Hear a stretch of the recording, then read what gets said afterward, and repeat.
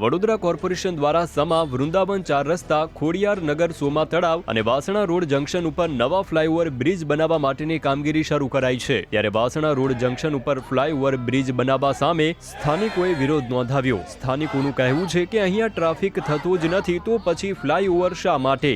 વિરોધ પ્રદર્શન એ છે કે અમારો જે આ 4 રસ્તા છે તે બ્લોક કરી રહ્યા છે, તો એ બ્લોક ના થવા માટે, કારણ કે અમારે સામે સ્કૂલ છે, 2 જ મિનિટનો રસ્તો છે અમારે સ્કૂલનો, તો એ બ્લોક કરી રહ્યા છે। પછી સામે હોસ્પિટલ છે, પછી પ્રેગ્નન્ટ લેડીઝ માટે સામે દવાખાનું છે, તો એ બધી જગ્યાએ કેવી રીતના આખું ડીમાર્ટ કોઈને ઇમરજન્સી થઈ તો આખું ડીમાર્ટ ભરીને અમારે જવું પડશે।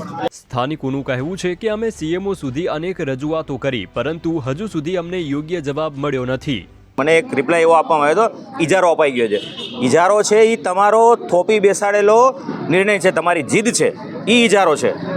એ ઇજારો અપાઈ ગયો એટલે આ લોકો નહીં સાંભળવાનો, હજારો લોકોની સમસ્યા નહીં સાંભળવાની।